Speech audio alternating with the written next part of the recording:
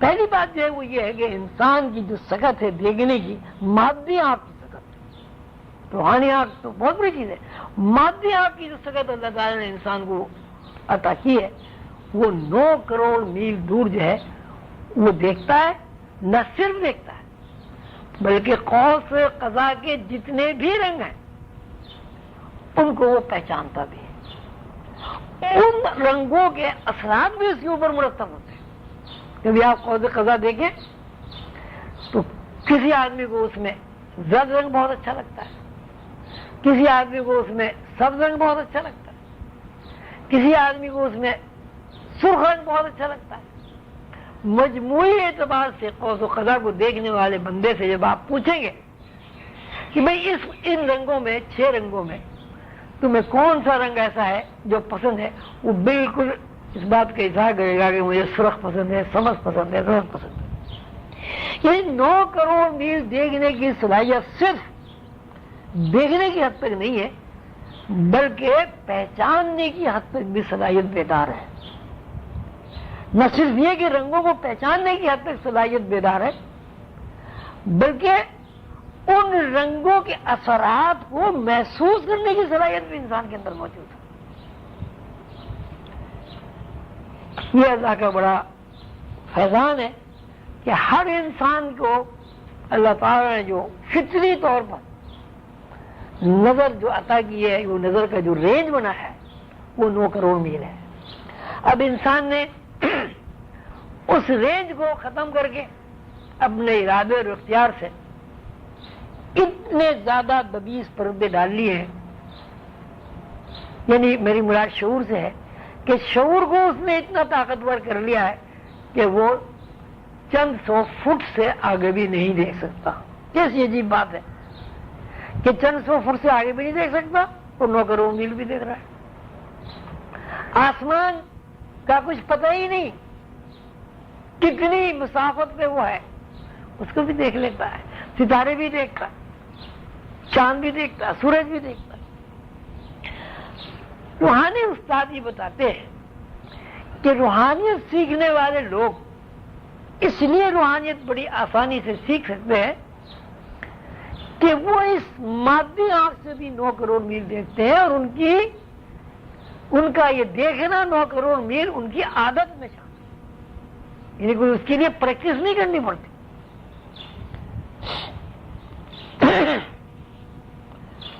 باقی پھر یہ دماغ میں کھربوں خانے ہوتے ہیں اور ان میں سے برقی رو گزرتی رہتی ہے، اسی برقی رو کے ذریعے خیالات، شعور، لاشعور، شعور گزرتے رہتے ہیں، اور دماغ کا ایک خانہ وہ ہے جس میں برقی رو فوٹو لیتی رہتی ہے اور تقسیم کرتی رہتی ہے۔ یہ فوٹو بہت ہی زیادہ تاریک ہوتا ہے یا چمکدار ہوتا ہے۔ اب یہ جتنا فوٹو نمایاں ہوگا، اچھا ہوگا، اسی مناسبت سے لاشعوری واردات و کیفیات شعور میں زیادہ واضح ہوں گی، اور جس قدر وہ فوٹو جو ہے دھندلا ہوگا اسی حساب سے لاشعوری واردات و کیفیات جو ہے وہ کمزور ہوں گی۔ کئی دفعہ ایسا ہوتا ہے کہ آپ کو فاختہ کا خیال آیا، ایک کبوتر کا خیال آیا، ابھی خیال ہی آیا تھا کہ آپ نے دیکھا کہ کبوتر آگے بیٹھ گیا یا فاختہ آگے بیٹھ گئی۔ اس کا مطلب بھی یہ ہے کہ آپ کے جو لاشعوری واردات و کیفیات ہیں، جس لاشعور میں کائنات کا ریکارڈ موجود ہے، اجتماعی ریکارڈ موجود ہے، اگر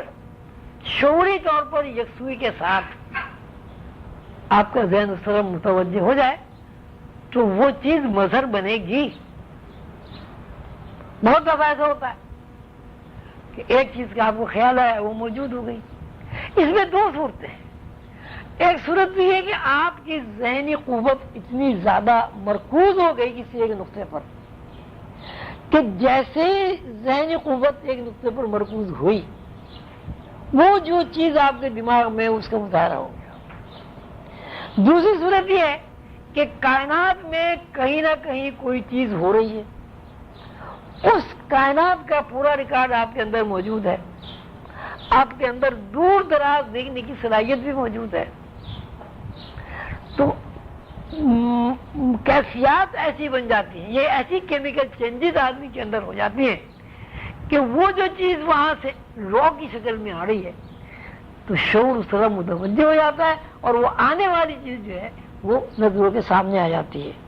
مثلاً کئی دفعہ ایسا ہوتا ہے کہ آپ کو خیال آیا کسی دوست کا، آپ کو بہت یاد آیا، آپ نے دیکھا کہ اگلے دن اس کا خط آ گیا، اگلے دن وہ خود ہی آ گیا۔ بہت اکثر ایسا ہوتا ہے، لوگ اس کو اتفاق کہہ کے گزر جاتے ہیں، لیکن اگر آپ اپنی زندگی کے بارے میں غور و فکر کریں، ایسے بے شمار واقعات انسان کے ساتھ پیش آتے ہیں جن کو وہ اتفاق کہہ کر گزر جاتا ہے، حالانکہ وہ اتفاق نہیں ہوتا۔ بھئی اتفاق ایک دوست کے ساتھ کیوں ہوا، دوسرے کے ساتھ کیوں نہیں ہو گیا؟ ایک دوست کو یاد کرتا ہے، اس کو پتہ ہی نہیں، دوسرے دوست کو یاد کرتا ہے، وہ اگلے دن السلام علیکم آ کے سامنے بیٹھا ہوا۔ تو اس کا مطلب بھی یہ کہ انسانی شعوری سکت اگر بڑھ جائے اور شعوری سکت لاشعور میں داخل ہو جائے تو شعور کے اوپر ایسی بہت ساری واردات و کیفیات مظاہرہ بنتی رہتی ہیں کہ جس کا آدمی کوئی جوڑ نہیں ملا سکتا کہ یہ ایسا کیوں ہو گیا، کیسے ہو گیا۔ وہ ایک نظام ہے، ایک سسٹم ہے، اس سسٹم کے مطابق یہ سارا لمحہ کا نظام چل رہا ہے،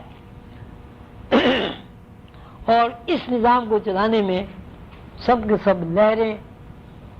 الیکٹریسٹی، برقی رو، اس کا نام کچھ بھی رکھیں، ان کے اوپر یہ سارا نظام قائم ہے۔ اور اسی کو اللہ تعالیٰ نے فرمایا ہے اللہ نور السماوات والارض، کہ زمین آسمان کی جو تخلیق ہے اس کی جو بیس ہے وہ اللہ کا نور ہے۔ اللہ کے نور کا مطلب اللہ کے ذہن ہے۔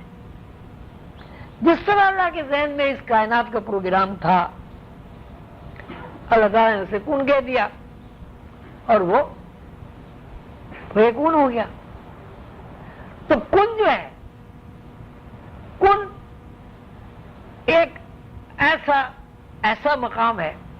کہ جس کو ہم یہ کہیں گے کہ اللہ تعالیٰ کے ذہن میں جو کچھ تھا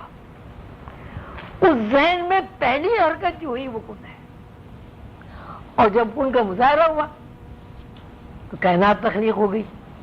اللہ تعالیٰ نے اس کائنات کو تخلیق کر دیا، اور کائنات کی تخلیق میں بنیادی عمل سانس ہے۔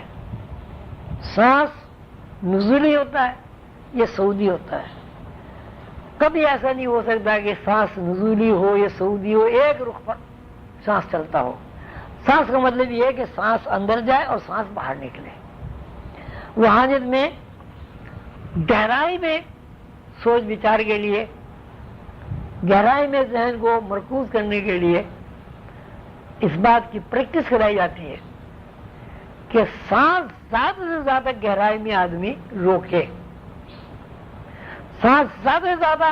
آرام اور آہستہ آہستہ سے لے اور آہستہ آہستہ سے باہر نکالے۔